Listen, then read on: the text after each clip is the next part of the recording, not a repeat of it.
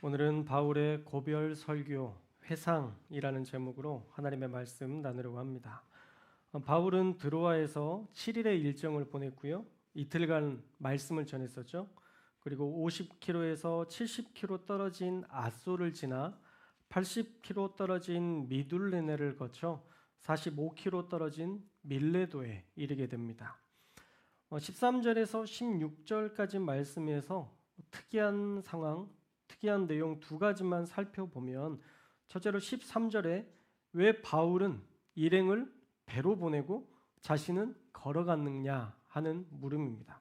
우리 13절 말씀에 보면요, 우리는 앞서 배를 타고 아소에서 바울을 태우려고 그리로 가니 이는 바울이 걸어서 가고자 하여 그렇게 정하여 준 것이라 라고 얘기하고 있습니다.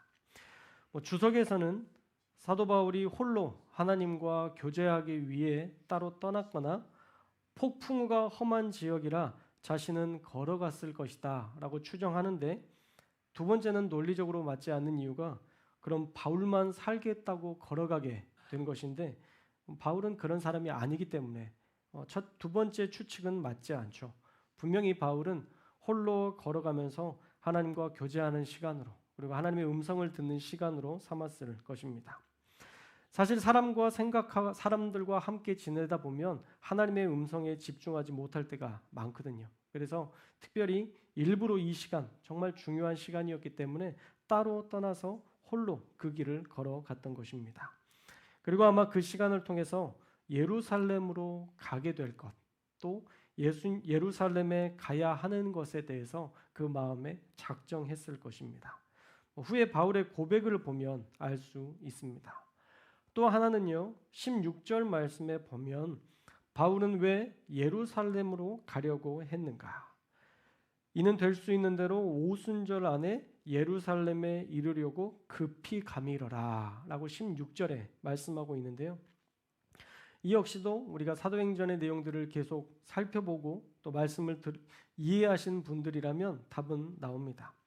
예루살렘 교회가 어렵다는 소식을 듣고 이 이방인 교회에서 모은 그 구제 헌금을 예루살렘 교회에 전달하기 위해서입니다.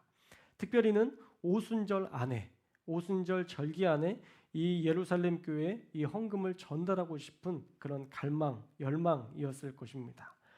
자, 교회의 모판이 되었던 교회는 사실 예루살렘 교회죠. 교회의 첫 시작은 어딜까요? 예루살렘 교회입니다. 예루살렘을 통해서 교회가 시작되었는데, 그 교회를 통해서 안디옥 교회와 다양한 이방 교회들이 세워지기 시작했는데, 지금 모교회가 어렵다고 하니까 이방인 교회에서 헌금을 모아서 예루살렘 교회에 전달하려고 하는 거예요. 그러니까 얼마나 의미 있는 일입니까? 우리 교회가 지교회를 세웠는데 우리 교회가 어렵다는 소식을 듣고 지교회에서 성도들이 헌금을 모아서 우리 교회를 도와준다고 하면 액수가 중요한 게 아니라 그 마음이, 그 기도하는 정성이 얼마나 감동이 되겠어요. 그래서 유대인과 이방인이 하나 되는 이 상징적인 의미가 있었기 때문에 바울의 입장에서는 이방인 교회에 대해서 이미 예루살렘 회의를 통해서 인정했지만 이방인 교회가 정식으로 더 인정받을 수 있는 기회가 되기도 했고, 또 이 기회를 통해서 구제헌금을 전달하며 유대인 교회와 이방인 교회가 모두 하나님께 속한 교회라고 인정할 수 있는, 서로가 인정할 수 있는 기회였기 때문에 하루라도 빨리 예루살렘에 돌아가고 싶었을 것입니다. 그런데 그렇게 급하게 가는 중에 밀레도까지 도착했던 바울의 행동이 조금 이상합니다. 굳이 지나친 에베소 지역 장로들을 밀레도에 초청하여 만났던 것이죠. 우리 17절의 말씀을 함께 읽겠습니다. 17절 말씀 시작. 바울이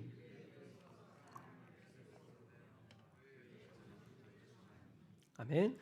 자, 이럴 것 같으면 가다가 에베소에서 들러서 장로들을 만나고 갔으면 좋았을 텐데 왜 45km나 떨어진 밀레도에 와서야 에베소 장로들을 청했을까? 왜 굳이 그 먼 거리까지 에베소 장로들이 오라고 해서 이야기를 나눈 것일까?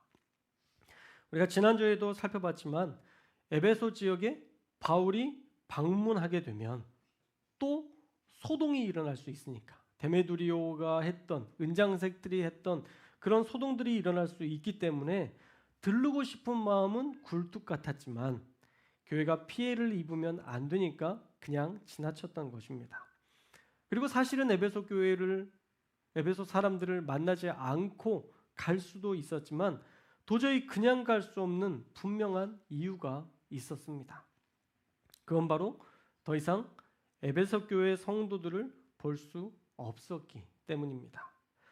22절 말씀에 보시면요, 예루살렘에 가는데 무슨 일을 당하는지 알지 못한다라고 얘기하죠. 이 말은 진짜 모른다는 말이 아니라 내가 얼마나 큰 고난을 겪을지, 어쩌면 죽을 수도 있다라는 의미를 담고 있는 것입니다. 그리고 23절 말씀에 보시면 결박과 환난이 기다린다고 말하고, 그 말씀 역시도 다시 말하면 죽을 수도 있다라는 말이죠. 그런 어려움이 기다리고 있으니 에베소 교회 성도들을 더 이상 만날 수 없을 수도 있었기 때문에 급히 밀레도로에 갔지만 예루살렘으로 들어가기 전 사랑하는 에베소 장로들을 불러 에베소 교회를 어떻게 목양해야 하는지 권면하고 예루살렘으로 가려던 바울의 계획이었다라는 것을 알 수 있습니다. 조금 시간이 지체되긴 해도 더 이상 만날 수 없을 수도 있으니 에베소 장로들을 급히 청했던 것이죠. 그리고 바울의 부름에 에베소 장로들은 45km나 떨어진 거리를 한 걸음에 달려옵니다. 반가운 인사를 나눴을 것이고요. 바울은 그 이후에 이 고별 설교를 전합니다. 오늘은 바울 사역의 회상 부분을 나누려고 하는데요. 바울이 어떻게 사역했는지 살펴보고 우리는 어떻게 사역해야 할지 우리도 다짐할 수 있는 이 시간이 되었으면 좋겠습니다. 첫째로는요, 겸손과 눈물, 참음으로 사역했다라고 말씀하고 있습니다. 18절 말씀에 보시면 내가 어떻게 사역했는지 당신들은 알고 있습니다 라고 말하고 있죠. 사실 2년 정도면 바울이 어떤 마음으로 사역했는지 그 진심을 충분히 알 겁니다. 우리 19절의 말씀을 함께 읽겠습니다. 19절 말씀 시작. 곧 모든 겸손과 눈물이며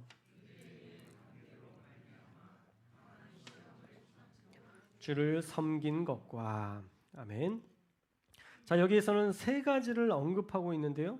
겸손, 눈물, 시험을 참음으로 주님을 섬겼다라고 얘기하고 있어요. 이 세 가지를 통해 주님을 섬겼다라는 것이죠. 그리고 이 섬기다라는 말은 노예를 뜻하는 둘로스라는 단어를 사용했는데요. 사도 바울은 내가 주인으로서, 리더로서 또 그들을 섬길 때에 내가 더 높은 자리에 있다고 교만하게 섬긴 것이 아니라 나는 너희들에게 철저히 종의 자리에서 너희를 철저하게 섬겼다라고 얘기하고 있습니다. 또 하나는 자신이 주인 되지 않고 우리 하나님이 주인이시라는 것을 날마다 인식하며 나는 교회를 섬겼다라고 인정하고 있는 것이죠. 주님을 주인으로 인정하며 주님께 철저히 복종했다라는 의미입니다. 자, 그러면 어떻게 섬겼나? 첫째로는 겸손히 섬겼다라고 얘기하고 있습니다. 바울은요, 자신의 성도들을 섬길 때 겸손한 마음으로 섬겼습니다. 바울 스스로 그렇게 평가했다면, 그렇게 말했다면 최소한 겸손히 살려는 몸부림이 있었다는 것을 우리는 인정해야 합니다. 바울은 겸손을 잃지 않기 위해 부단히 했으며 주님의 사역을 감당했던 것이죠. 둘째로는 눈물로 사역했다라고 말씀하고 있습니다. 바울과 같이 강한 사람도 눈물 없이는 갈 수 없는 길이 목회의 여정이었고 선교의 여정이었던 것 같습니다. 또 영혼을 사랑하지 않으면 절대 흘릴 수 없는 것이 눈물이기도 하죠. 바울은 강직한 성격이었음에도 영혼을 위해서라면 눈물을 흘렸고 교회를 위해서라면 눈물을 흘릴 줄 아는 목회자였고 선교사였습니다. 바울은 눈물로 교회를 세웠습니다. 셋째로 시험을 참으며 사역했습니다. 그럼 바울에게도 얼마나 많은 시험이 있었겠습니까? 아볼로와 비교당하는 일은 태반이었고요. 각 교회에서 오해받는 일도 다반사였습니다. 돌에 맞아 죽은 경험도 있습니다. 그러나 바울은 변함없이 다시 일어섰습니다. 고난을 당했지만 시험을 참으며 사역했습니다. 로마와 유대교회 그 거대한 공동체와 더불어 많은 공격을 당했지만 교회 내에서도 나타나는 오해와 편견이 있었지만 그는 시험을 참음으로 사역을 완주했습니다.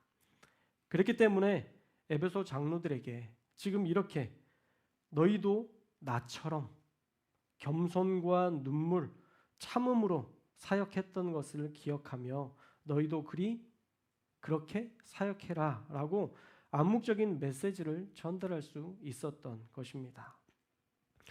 오늘 말씀을 듣고 바울은 그렇게 했으니까 목사님도 그렇게 하세요 라고 이야기하신다면 여러분 설교 잘못 적용한 겁니다. 그건 제가 다짐할 일이고요. 모든 설교는 나에게 적용하는 거예요.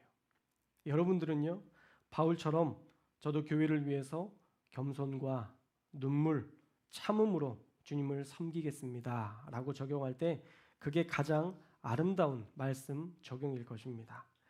우리 교회 모든 성도님들이 바울의 이 아름다운 섬김의 자세, 겸손과 눈물과 참음으로 사역하여 하나님을 잘 섬기는 우리 성도교회 될 수 있기를 주님의 이름으로 축원합니다. 둘째로 바울은 항상 복음을 전했다라고 말씀하고 있어요.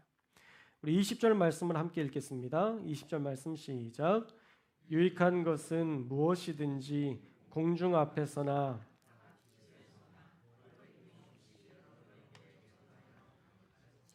아멘. 자, 에베소에서 사역할 때 온갖 유익한 것들을 어디에서든지 가르쳤다라고 말씀하고 있습니다. 우리가 잘 아는 것처럼 두란노 서원과 같이 공적인 자리에서도 복음을 전했고 각 가정 교회에서도 복음을 전했습니다. 자신을 미워하고 죽이려 했던 유대인들의 회당에서도 그는 복음을 전했습니다.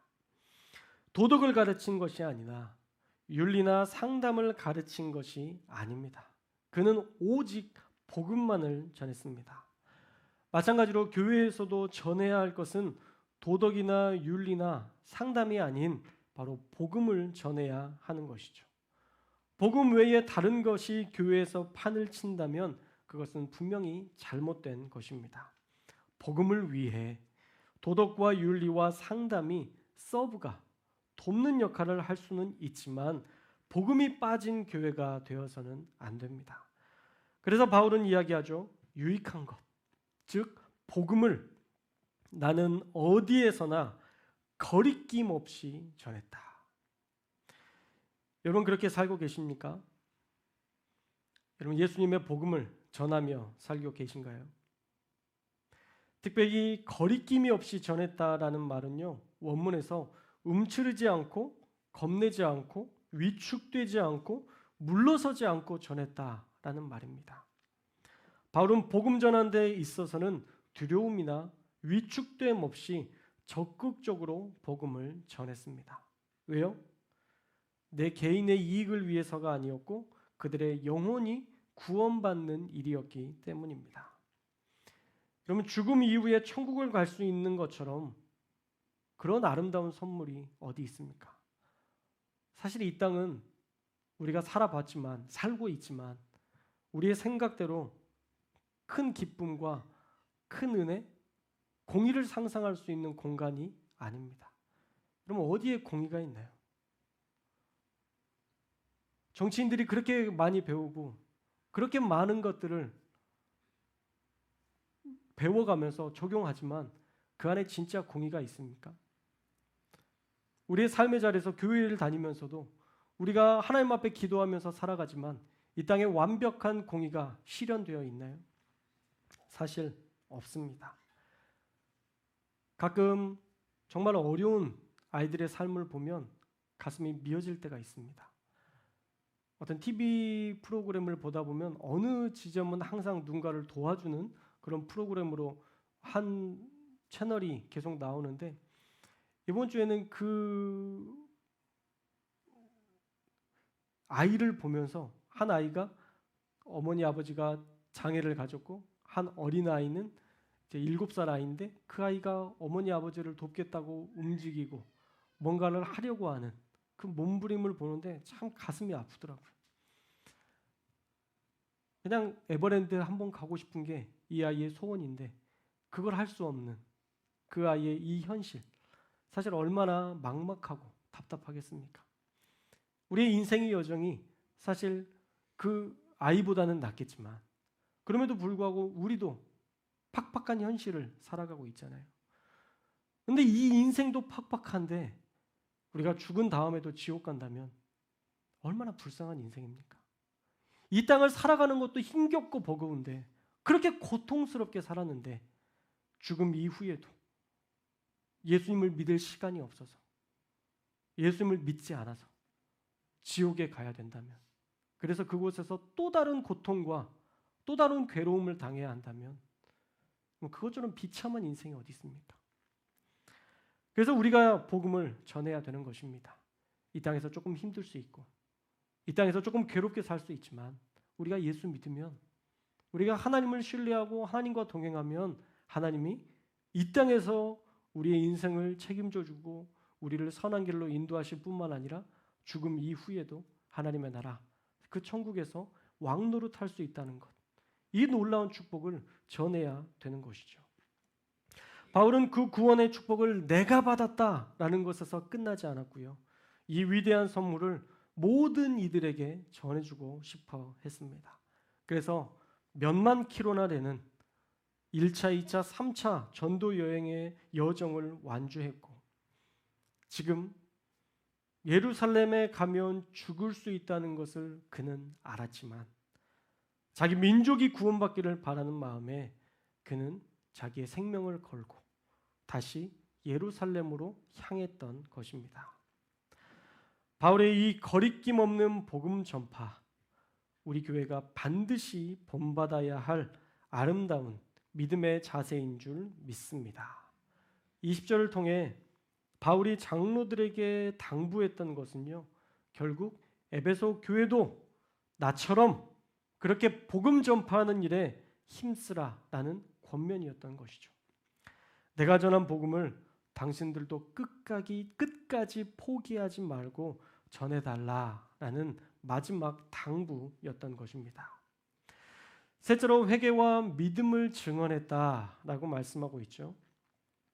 바울은요, 복음을 전할 때 하나님의 사랑만 외치지 않았습니다. 분명히 회개에 대하여 강력하게 요구하고 그리스도에 대한 믿음을 전할 것을 사도행전 곳곳에서 살펴볼 수 있습니다. 사랑하는 여러분, 우리 교회도 날마다 회개하는 교회가 될 수 있기를 주님의 이름으로 축원합니다. 우리 교회도 날마다 믿음이 자라가는 교회 될 수 있기를 주님의 이름으로 축원합니다. 그럼 회개는 어떻게 할 수 있을까요? 회개는 어떤 사람이 할 수 있을까요? 우리는 살아가면서 회개할 힘이 없어요.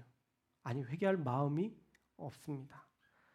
우리 안에는 날마다 나를 변호하려고 하는 내 안에 자아가 있기 때문에, 내 안에 본성이 있기 때문에 우리 스스로는 회개할 수 없습니다. 그래서 우리가 회개하려고 하나님 앞에 나아갈 때 가장 중요한 하나님 앞에 해야 될 부르짖음은요, 하나님, 성령님, 저에게 회개할 것을 알려주십시오 라고 이야기해야 돼요. 우린 날마다 내 안에서 잘못을 찾지 않습니다. 본능적으로 남의 잘못을 찾는 게 훨씬 더 익숙합니다.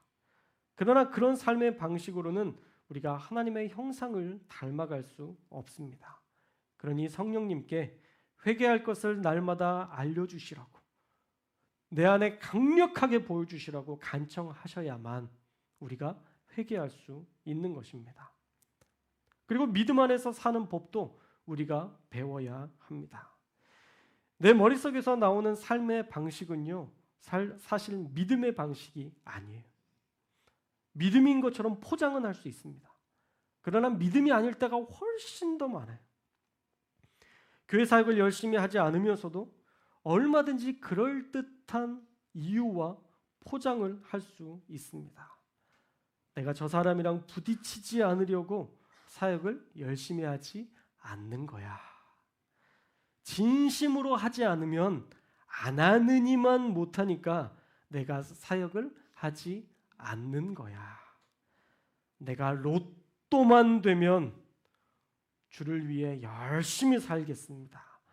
다양한 이유로 믿음을 맨 뒤로 미루며 살 때가 많습니다.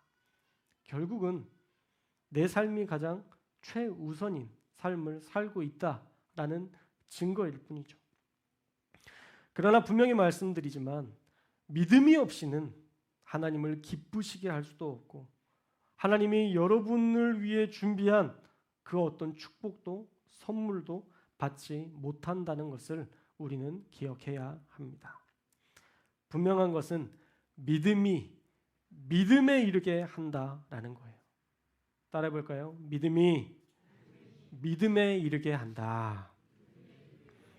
그럼 믿음으로 오병이어 자신이 먹을 도시락을 내어 드렸을 때 5천 명이 먹고도 남는 기적의 역사를 보게 하셨던 것입니다. 아무런 희생 없이 하나님 오병이어 보여주시면 제가 믿겠습니다. 여러분 그랬을 때 보여줬던 기적 성경 어디에도 나오지 않습니다. 여러분의 믿음으로 말미암는 헌신된 행위가 여러분의 믿음이 더 크게 자라가게 하는 원동력이 되는 것이고 마중물이 되는 것입니다. 제가 어렸을 때 제 할머니 댁을 가면 곡성에 있었던 할머니 댁에 가면 그게 있었어요. 펌프하는. 아무리 이거 주전자같이 생긴 거 아무리 이렇게 해도 물이 안 나와요. 신기한 거는 물 한 바가지 박아서 퍼 부으면 꺼벌꺼벌꺼벌 이러고 있을 때 그것도 잘해야 돼요. 다 먹으면 안 돼요. 딱 붓자마자 펌프질 나기 시작하면 내가 한 바가지 부었는데 끊임없이 나옵니다. 물이 끊임없이 나와요. 여러분 믿음을 통해서 믿음에 이르게 된다는 것은요. 바로 그와 같습니다. 여러분이 믿음으로 드린 한 바가지, 하나님을 사랑하는 마음으로 드렸던 그 한 바가지, 하나님은 그 한 바가지를 귀하게 여기셔서 한없는 축복으로, 한없는 사랑으로, 한없는 은혜로 여러분들에게 부어주시는 분이십니다. 믿음으로 자라가게 된다는 것 여러분 꼭 기억하실 수 있었으면 좋겠어요. 여러분 우리가 예수님을 닮아간다는 것은요. 날마다 회개하는 자, 그 사람이 예수님을 닮아갈 수 있습니다. 우리가 예수님을 닮아간다는 것은요. 날마다 믿음의 도전을 통해서 더 큰 믿음으로 자라가는 자가 우리가 하나님을 닮아가는 하나님의 형상을 닮은 모습이 될 수 있는 것입니다. 우리가 그렇게 교회를 위해서 살아갈 때 우리도 바울과 같이 고백할 수 있을 것 같아요. 나는 겸손과 눈물 그리고 참음으로 주를 섬겼고 어디에서든지 복음을 전했으며 회개와 믿음으로 주님과 동행하였노라. 우리의 마지막 때에 저와 여러분도 이런 고백할 수 있기를 주님의 이름으로 축원합니다. 기도하겠습니다.